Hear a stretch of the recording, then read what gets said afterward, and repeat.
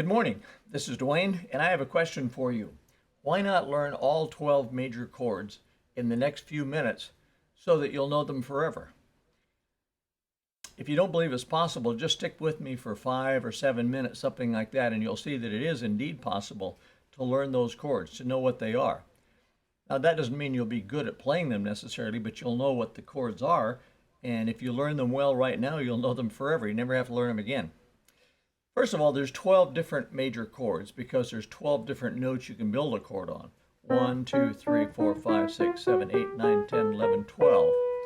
I don't go on to C because that's the same as that. In other words, if I build a chord on C, it's the same as that. It's just an octave higher, okay? So there's 12 different chords. Now you may think, well, how in the world am I going to remember 12 chords? Well, watch. It's easy. The C chord is every other note up from C. A root, a third, and a fifth. That's the definition of a major chord. Take the root, third, and fifth of a major scale. So it's all white, isn't it? Now go up 4 notes. 1, 2, 3, 4. That's the F chord, and it's all white too. Now go up 5 notes from C. 1, 2, 3, 4, 5. That's the G chord. It's all white too. Okay? So there's 3 major chords that are all white, and only 3 more major chords that are all white. So learn those well. The C chord, the F chord, and the G chord. Now, by the way, they're the C chord whether you turn it upside down or not. That's the same chord. You see, if I take the bottom note off this chord and put it on top, an octave higher, it's the same chord, it's just upside down. If I take the bottom note and put it on top again, it's the same chord, just upside down, okay? So don't let that confuse you. It's like if I picked you up and turned you upside down, you'd still be the same person, wouldn't you? You wouldn't change from Susie to Mary, right? You'd still be Susie. You'd just be Susie upside down, okay?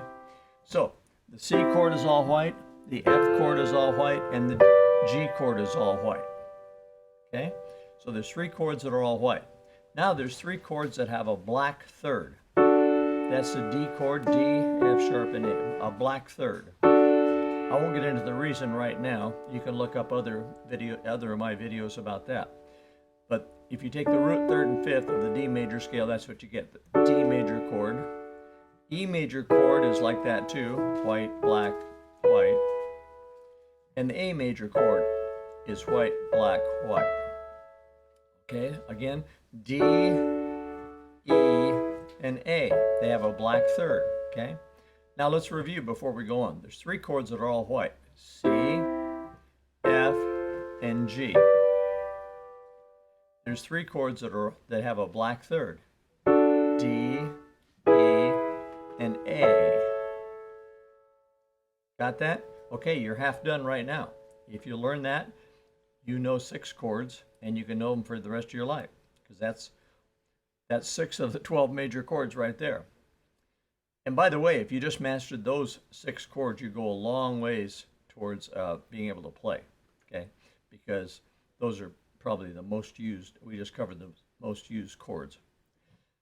The next set of 3 is D flat, and that has a black note on the bottom and the top, a black key on the bottom and top with a white key in between. D flat. Now there's 3 that have that shape. In other words, black, white, black. D, E flat, and A flat. Again, D flat, E flat, and A flat. Does that ring a bell? Yeah, the 3 chords with a black middle note, black third, are D, E, and A. Isn't there a government agency named the DEA? I think there is. Anyway, remember D, E, A are 3 chords that have a black third, while D flat, E flat, and A flat are 3 major chords that have a black root and fifth with a white third. Okay, let's review that much. There were 3 chords that are all white. What were they? C, F, and G. There's 3 chords that had a black third. What were they? D, E, A. There's 3 chords that have a black root and fifth. They're not D, E, and A, but D flat, E flat, and A flat. Now, you're 75% done. You've learned 9 of the 12 major chords. Okay, let's go on to the last 3. The last 3 are easy to understand because one is all black. G flat is all black. G flat, B flat, and D flat. And then there's 2 left over, a B chord, which is white, black, black, and a B flat chord that is black, white, white. It's kind of like the A-flat duck. White, black, black, black, white, white, black, white, white, black, white, white, white, black, black, black, white, white. Okay? So the last 3 chords are G flat, which is all black, the B chord, which is white, black, black, and the B flat chord is B flat, D, and F. Okay? Now that's the 12 major chords. There's no more. You'll never have to learn any more. Now, one explanation though, that this will come up. That chord D flat, it could be called C sharp because that note can be called D flat or C sharp. But it doesn't make any difference in the sound. In other words, if I call that the D flat chord, it sounds the same as if I call it the C sharp chord. The word for that is enharmonic. There's 2 names for the same pitch. Okay? And so this chord, in addition to be E flat, could also be called D sharp. And so on, okay? So there's certain enharmonic chords, but don't let that throw you, all right? So let's review. 3 chords that are all white, what are they? C, F, and G. There's 3 chords that have a black third, what are they? D, E, A. There's 3 chords that have a black root and fifth. D flat, E flat, A flat. And there's 3 chords left over. One's all black, G flat, or F sharp if you prefer.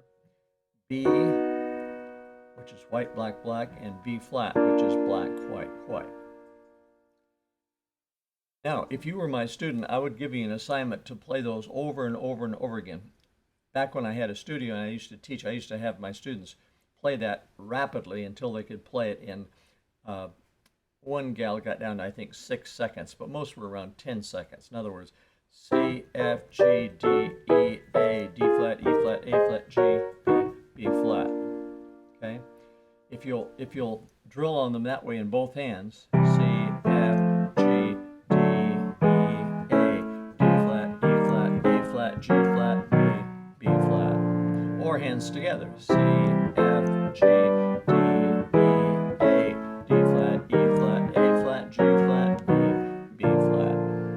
Now that'll take a while to learn to get your fingers on the right notes and so on, okay? But you can eventually do it. And don't forget that a chord is still a chord if you turn it upside down. That's still the C chord whether you play it that way or that way or that way. It's also the C chord no matter how you break it up. If you break it up like this, it's the C chord. That's C chord.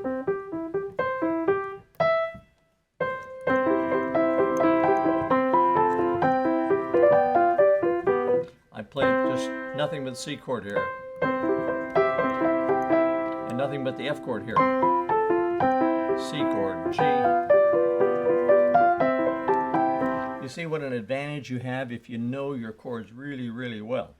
And so I urge you, I can't make you because you're not sitting on the bench alongside me, but I urge you to practice those major chords repeatedly until you have them down.